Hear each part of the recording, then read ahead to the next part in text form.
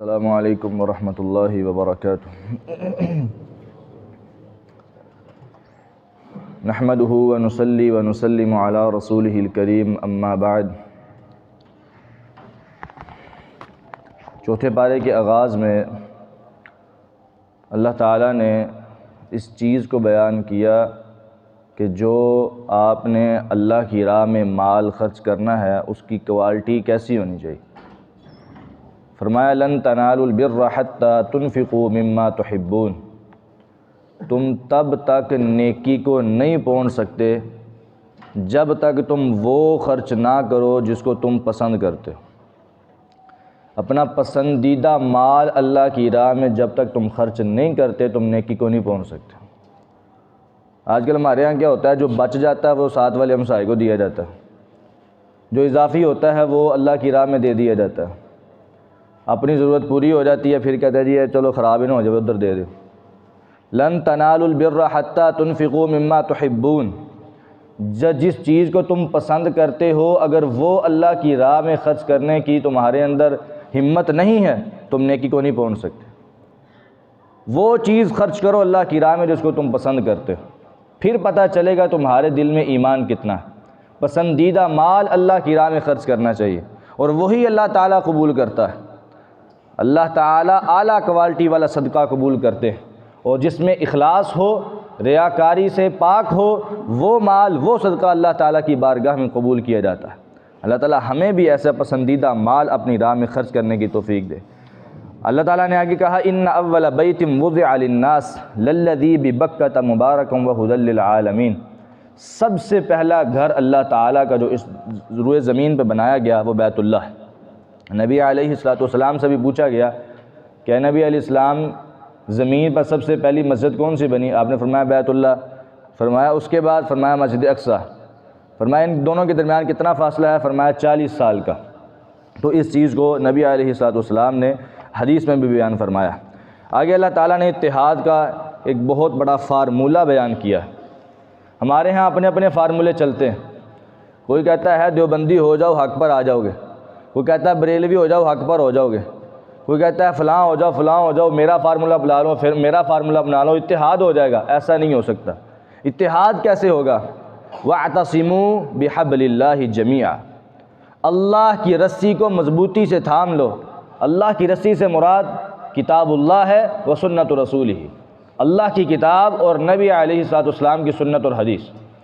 اس چیز کو جو بندہ اپنا لیتا ہے وہ بندہ کبھی بھی ہدایت کے راستے سے ہٹ نہیں سکتا۔ نبی علیہ السلام نے فرمایا تھا ترکت فیکم امرین لن تضلوا ما تمسکتم بہما کتاب اللہ و سنت رسولی، میں تمہارے درمیان دو چیزیں چھوڑ کر جا رہا ہوں۔ ترکت فیکم امرین، میں تمہارے اندر دو چیزیں چھوڑ کر جا رہا ہوں۔ لن تضلوا ما تمسکتم بہما، تم تب تک گمراہ نہیں ہوگے جب تک تم ان دونوں کو تھامے رکھو گے۔ کیسا اچھا فارمولہ! اور گمراہی سے ہٹنے کا طریقہ بھی بتا دیا کہ اگر تم کتاب اللہ کو چھوڑ دو گے، سنت رسول کو چھوڑ دو گے تو تم ہدایت کے راستے سے ہٹ جاؤ گے، گمراہی کی طرف چلے جاؤ گے۔ فرمایا لن تضلوا ما تمسکتم بہما، جب تک کتاب اللہ اور سنت رسول کو تھامے رکھو گے تم کبھی بھی گمراہ نہیں ہو سکتے۔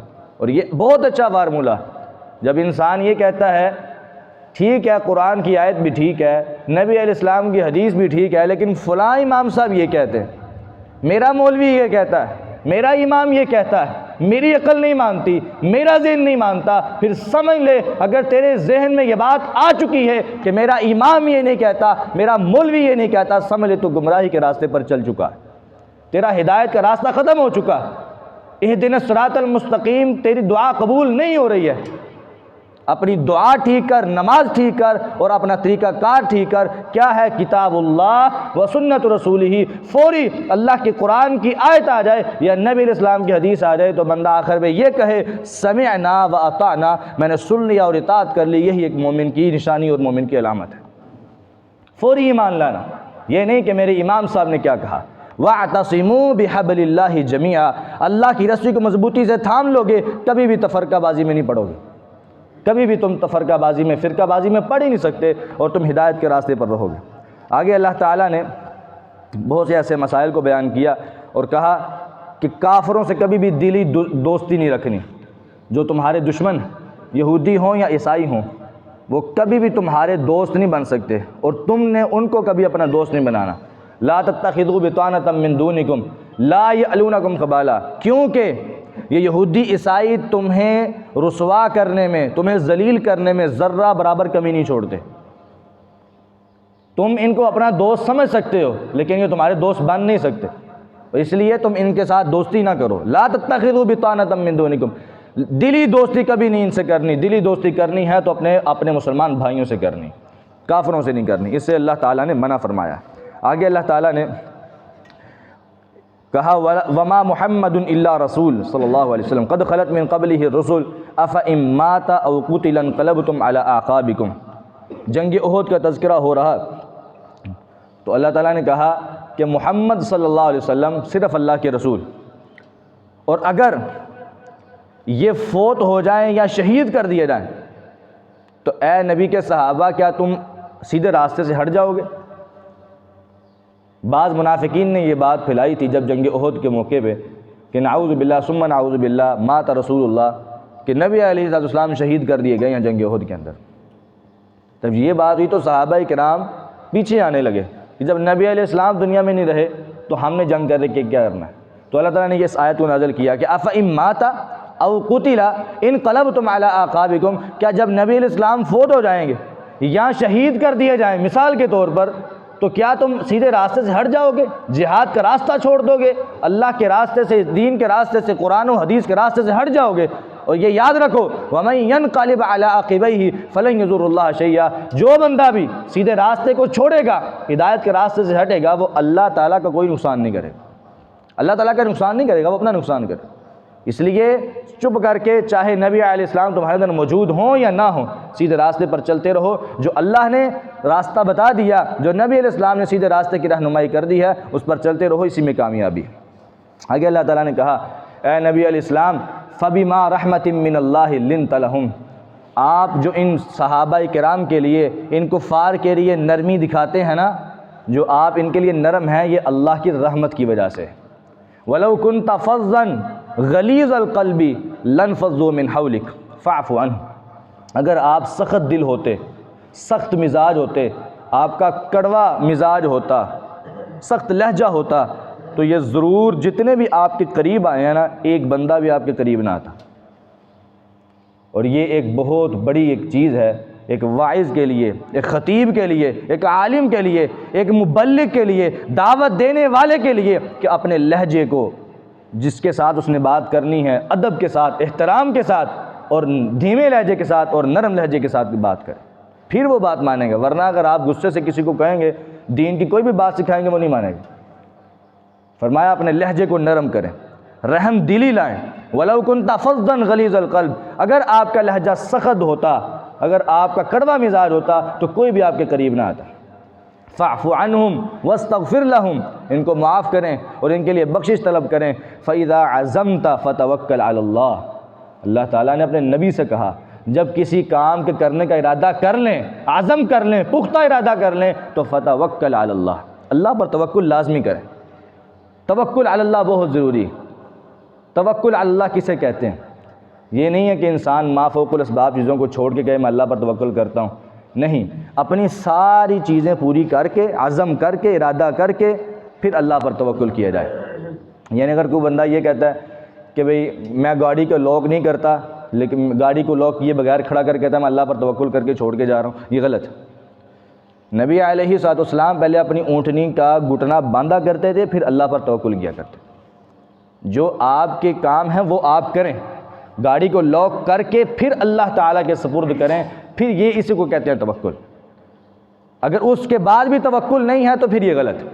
حسبی اللہ لا الہ الا ہو علیہ توکلت وہو رب العرش العظیم، ایک مسلمان کا عقیدہ ہونا چاہیے کہ میں اپنی طرف سے کام پورا کر رہا ہوں، اپنی طرف سے میں بالکل سارے کام پورے کر کے پھر آگے کہتا ہے میرے لیے اللہ کافی ہے، میرا سارے کے سارا توکل بھروسہ اللہ تعالیٰ پر ہے، پھر اللہ تعالیٰ بھی اس کی مدد کرتے ہیں۔ تو اس لیے توکل علی اللہ بہت ضروری ہے، اس پر بھی انسان کو غور کرنا چاہیے۔ آگے اللہ تعالیٰ نے یہودیوں کا ایک بہت بڑا ان کی خباثت کو بیان کیا، فرمایا لقد سمع اللہ قول الذین قالوا ان اللہ فقیر ونحن اغنیاء، سیدنا ابوبکر صدیق رضی اللہ تعالیٰ عنہ یہودیوں کے پاس سے گزرے. یہودیوں کی ایک بہت بڑی جماعت بیٹھی ہوئی تھی اور آپس میں وہ باتیں کر رہے تھے کسی مسائل پر. جب انہوں نے حضرت ابوبکر صدیق کو دیکھا رضی اللہ تعالیٰ عنہ تو ان کے ایک آدمی نے کہا کہ نعوذ باللہ ثم نعوذ باللہ، ان مسلمانوں کے قرآن میں آتا ہے کہ کون ہے جو اللہ تعالیٰ کو قرض حسنہ دے گا. قرآن کریم میں آتا ہے نا، جو اللہ تعالیٰ کی راہ میں خرچ کرے گا اللہ تعالیٰ اس کو دگنا دے گا اسے. تو وہاں پہ اللہ تعالیٰ نے قرض کا لفظ بولا. تو انہوں نے کہا کہ لو جی مسلمانوں کا رب نعوذ باللہ فقیر ہو گیا ہے، اپنے بندوں سے وہ چندہ مانگ رہا ہے. نعوذ باللہ، یعنی مسلمانوں کا رب فقیر ہو گیا. تو حضرت ابوبکر صدیق رضی اللہ عنہ کو غصہ آیا، انہوں نے آگے ہوئے، انہوں نے اس کے منہ پر تھپڑ مارا. کہا اللہ تعالیٰ کے بارے میں یہ بکواس کرتے ہو؟ اللہ تعالیٰ کیسے فقیر ہو سکتا ہے؟ اللہ ہی غنی ہے اور وہی تو سب کو دینے والا. جب یہ بات ہوئی تو وہ سارے کے سارے اٹھے نبی علیہ السلام کے پاس چلے گئے. ابوبکر صدیق کام کے لیے جا رہے تھے، وہ چلے گئے. ان کو نبی علیہ السلام کو جب بتایا گیا کہ آپ کے ساتھی ابوبکر نے ہمارے ایک آدمی کو تھپڑ مارا ہے تو ہمیں انصاف چاہیے. نبی علیہ السلام نے ابوبکر کو بلایا، فرمایا ہاں جی تھپڑ مارا ہے؟ جی مارا ہے. کیوں مارا ہے؟ سارا ماجرا بیان کیا. اللہ کے نبی انہوں نے اللہ کے بارے میں گستاخی کی، میں نے اس لیے مارا. وہ سارے کے سارے انکار کرنے لگے کہ ہم نے تو کہا ہی نہیں. اس کے سارے ساتھی بھی کہنے لگے ہم نے تو نہیں کہا. تو اللہ تعالیٰ نے اس وقت اس آیت کو نازل کیا. نبی علیہ السلام نے کہا ابوبکر تیرا کوئی گواہ ہے؟ کہتے اللہ کے نبی دنیا میں تو میرا اس وقت کوئی گواہ نہیں. اس وقت یا میں تھا یا یہ یہودی تھے، میرا کوئی گواہ نہیں سوائے اللہ تعالیٰ کے. تو نبی علیہ السلام نے فرمایا ابوبکر یا گواہ پیش کر یا تھپڑ کھانے کے لیے تیار ہو جا. کیسا انصاف! دو جہانوں کے سردار محمد رسول اللہ صلی اللہ علیہ وسلم کو پکا پتہ ہے، پورا یقین ہے کہ میرا ساتھی سچا ہے، پورا یقین ہے. اور یہ وہ ہے جس کے بارے میں اللہ نے قرآن میں آیت نازل کی والذی جاء بالصدق وصدق بہ. یہ وہ ہے جس کو اللہ تعالیٰ نے صدیق کا لقب دیا ہے. یہ وہ بندہ ہے جس کو اللہ تعالیٰ نے کہا ہے کہ ہمیشہ سچ بولنے والا ہے. وہ آ کے کہہ رہا ہے کہ اللہ کے نبی انہوں نے اللہ کی گستاخی کی تھی. نبی علیہ السلام نے کہا گواہ پیش کرو ورنہ تھپڑ کھانے کے لیے تیار ہو. یہ انصاف، یعنی انسان کو پتہ بھی ہو لیکن پھر بھی گواہی لازمی. جب یہ بات ہوئی تو کہا اللہ کے نبی گواہ تو کوئی نہیں ہے. تو فوری اللہ نے یہ آیت نازل کی لقد سمع اللہ قول الذین قالوا ان اللہ فقیر. اللہ تعالیٰ نے ان لوگوں کی بات کو سن لیا ہے جنہوں نے یہ بات کہی ہے کہ نعوذ باللہ اللہ فقیر اور ہم غنی. تو اللہ تعالیٰ نے حضرت ابوبکر صدیق رضی اللہ تعالیٰ عنہ کے ایمان کی بھی حفاظت کی اور ان کی جان کی بھی حفاظت کی اس آیت کی تحت. آگے اللہ تعالیٰ نے مسلمانوں کو دعا کا طریقہ بتایا. کہا اللہ تعالیٰ کی تخلیق پر غور کرو، اللہ تعالیٰ کی ساری نشانیوں پر غور کرو. اور پھر آگے ربنا انک من تدخل النار فقد اخزیتہ وما للظالمین من انصار. یہ دعا کیا کرو یا اللہ جس کو تو نے جہنم میں داخل کر دیا نا وہ تو بندہ گیا، وہ ذلیل ہو گیا، رسوا ہو گیا. اور یا اللہ ہمیں قیامت والے دن کی رسوائی سے بچا لینا. لا تخزینا یوم القیامہ، اللہم لا تخزینا یوم القیامہ. یا اللہ ہمیں قیامت والے دن رسوا نہ کرنا، یا اللہ ہمیں قیامت والے دن ذلیل نہ کرنا. یہ دعائیں اللہ تعالیٰ نے سورہ آل عمران کے آخری رکوع میں ساری بیان کی ہیں. اور نبی علیہ السلام جب رات کو بیدار ہوتے، کبھی رات کو آنکھ کھلتی تہجد کے ٹائم، تو آپ فوری بستر پر بیٹھے بیٹھے سورہ آل عمران کا آخری رکوع پڑھا کرتے تھے. یہی والا ان فی خلق السماوات والارض، سورہ آل عمران کا آخری رکوع. یہ بہت اچھا رکوع ہے، اس کو پڑھنا چاہیے. اور علماء کا یہ مجرب نسخہ بھی ہے کہ جس بندے کے کاروبار میں کوئی مسئلہ ہے، کوئی بندش وغیرہ ہے یا کوئی بھی اس کو پرابلم ہے، تو وہ بندہ روزانہ صبح سورہ آل عمران کا آخری رکوع پڑھے، آیت الکرسی اور درود ابراہیمی پڑھے. اللہ تعالیٰ اس کے سارے کاروبار کی مصیبتیں پریشانیاں دور کر دے. تو یہ اس چیز پر بھی عمل کرنا چاہیے. آگے سورۃ النساء کو اللہ تعالیٰ نے نازل کیا ہے. سورہ النساء یہ اس وقت نازل ہوئی جب جنگ احد کے بعد مسلمان کافی حد تک شہید ہو چکے تھے اور بیوہ عورتیں جو ہے وہ زیادہ ہو گئیں، یتیم بچے بھی زیادہ ہو گئے. تو ان کے تحفظ کے لیے، ان کے حقوق کو بیان کرنے کے لیے اللہ تعالیٰ نے سورۃ النساء کو نازل کیا. سورۃ النساء کے اندر زیادہ تر عورتوں کے مسائل ہیں اور یتیم بچوں کے مسائل. اور یہی چوتھے سپارے کا خاص طور پہ جو حصہ ہے اس میں زیادہ تر یتیم بچوں کے مسائل. اور آخر میں اللہ تعالیٰ نے حرمت والے رشتوں کو بیان کیا ہے کہ حرمت علیکم امہاتکم، تمہاری مائیں تم پر حرام ہیں، یعنی تم ان کے ساتھ نکاح نہیں کر سکتے. وبناتکم، اور تمہاری بیٹیاں، واخواتکم، اور تمہاری بہنیں، وعماتکم، اور تمہاری پھپھیاں، وخالاتکم، اور تمہاری خالائیں. وبنات الاخی وبنات الاختی، اور تمہاری بھتیجی اور بھانجی، وامہاتکم اللاتی ارضعنکم، اور تمہاری وہ مائیں جنہوں نے تمہیں دودھ پلایا، وہ ساری کی ساری، یہ سارے رشتے جو ہیں نا وہ حرام ہیں، ان کے ساتھ آدمی کا نکاح نہیں ہو سکتا۔ واخواتکم من الرضاعہ، اور جس عورت نے دودھ پلایا ہے اس کے اگر کوئی بیٹی بیٹیاں ہیں تو وہ بھی جو ہیں وہ تم پر حرام ہیں، ان کی بیٹیوں کے ساتھ بھی تمہارا نکاح نہیں ہو سکتا۔ اور جو رشتے اصل میں نسب سے حرام ہوتے ہیں وہی رضاعت سے بھی حرام ہوتے ہیں سارے کے سارے۔ آگے کہا وَأُمَّهَاتُ نِسَائِكُمْ وَرَبَائِبُكُمُ اللَّاتِي فِي حُجُورِكُم مِّن نِّسَائِكُمُ اللَّاتِي دَخَلْتُم بِهِنَّ، اور تمہاری وہ بیٹیاں کہ تم نے کسی عورت کے ساتھ نکاح کیا ہے، اس عورت کا پہلے بھی کسی جگہ پہ نکاح ہوا تھا، اس کی جو پہلے نکاح سے بیٹی تھی اس بیٹی کے ساتھ بھی تمہارا نکاح نہیں ہو سکتا۔ اس کو عربی زبان میں ربیبہ کہا جاتا ہے کہ ربیبہ کے ساتھ بھی نکاح نہیں ہو سکتا۔ آگے کہا کہ تمہارے جو بیٹے ہیں ان کی بیویوں سے یعنی بہوؤں سے بھی نکاح نہیں کیا جا سکتا۔ اللہ تعالی ہمیں اپنی اصلاح کی توفیق عطا فرمائے۔ وآخر دعوانا الحمدللہ رب العالمین۔